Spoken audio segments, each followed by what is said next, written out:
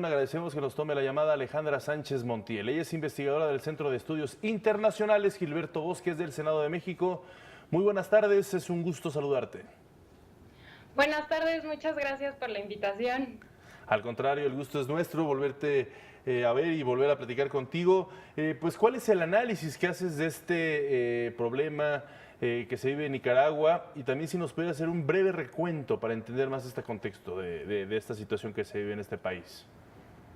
Sí, bueno, la condena, como bien señalaban las cápsulas anteriores y como mencionó Ana Cristina, parte no solo del secretario general de la ONU, sino también, y estos 13 países latinoamericanos, también otros organismos y otros mecanismos se han pronunciado, como el Alto Comisionado de Derechos Humanos. Estados Unidos también llamó recientemente el Departamento de Estado a elecciones anticipadas, sobre todo ante el incremento constante en el número de víctimas y de tanto de muertos como de heridos. Y precisamente me gustaría también apuntar a algo más que dijo el secretario general, que recordó la responsabilidad de cada estado de garantizar la protección de sus ciudadanos. Y también el vocero del Alto Comisionado señaló que, bueno, el gobierno nicaragüense se encuentra obligado en virtud del derecho internacional, a respetar tanto la libertad de expresión como la seguridad y la vida también de sus ciudadanos. Alejandra, me da mucho gusto saludarte.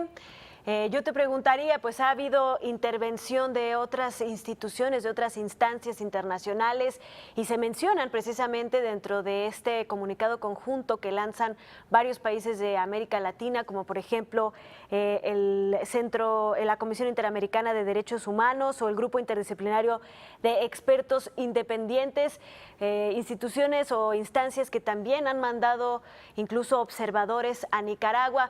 ¿Cuál es la postura que tienen ellos y que, por supuesto, estos países de América Latina están exigiendo que se cumplan con algunas de las observaciones y de las exigencias que hacen estas instancias?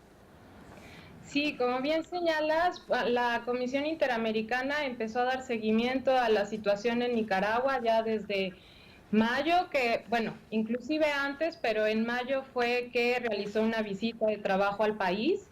De ahí emanaron una serie de recomendaciones que incluía también la creación de un mecanismo internacional de investigación, y de ahí es de donde surge el grupo interdisciplinario de expertos independientes que se instaló a principios de julio y el envío del mecanismo especial de seguimiento que llegó a Nicaragua el 24 de junio.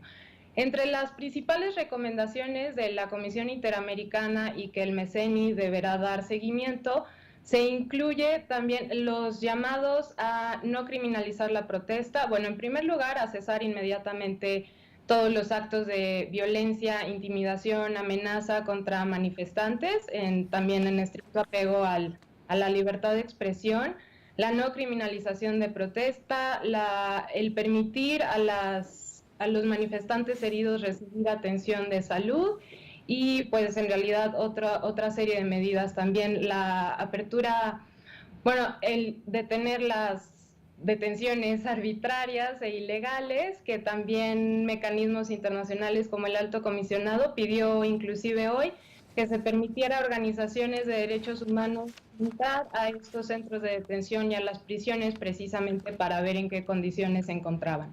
¿Existe alguna luz o alguna postura que podamos en estos momentos visualizar sobre las acciones del gobierno de Nicaragua ante estas condenas, ante estas circunstancias que preocupan?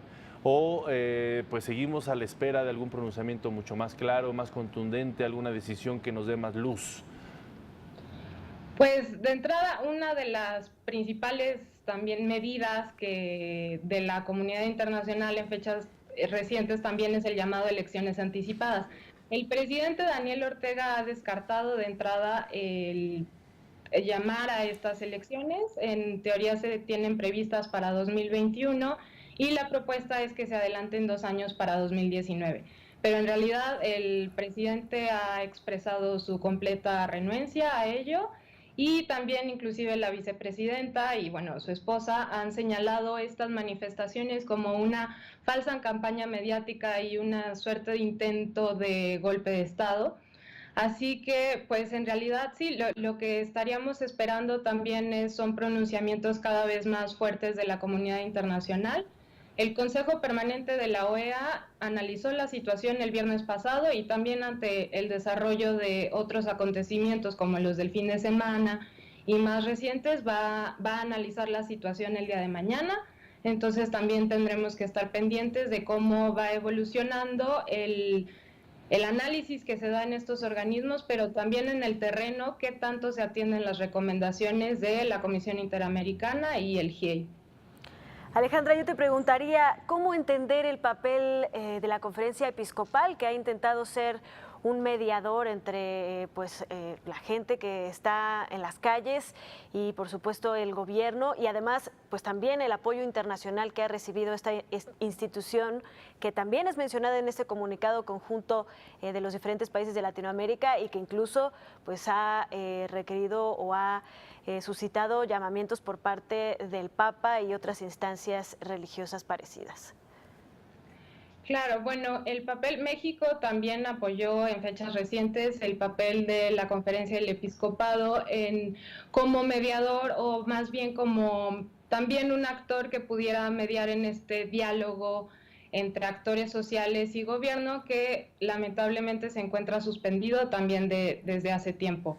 Pues el recurrir a este tipo de organizaciones también, yo lo veo desde mi punto de vista como una posibilidad de aglutinar y de contar con un mediador finalmente que permita a actores sociales presentar sus demandas, pero también sentados con el gobierno de una manera en la cual sí se pueda buscar una salida pacífica y que se atiendan este otro tipo de recomendaciones, no nada más las cuestiones de elecciones, sino también el acceso a la verdad, a la justicia, la identificación de responsables, que finalmente será también uno de los temas más importantes conforme se desarrollan estos hechos. Muchísimas gracias, Alejandra Sánchez Montiel, por haber estado con nosotros en esta importante charla, haber aportado estos comentarios a partir de tu experiencia y tu seguimiento muy cercano a esta zona geográfica, a este país.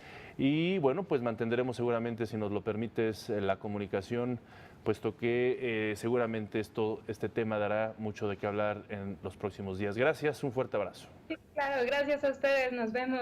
Hasta luego.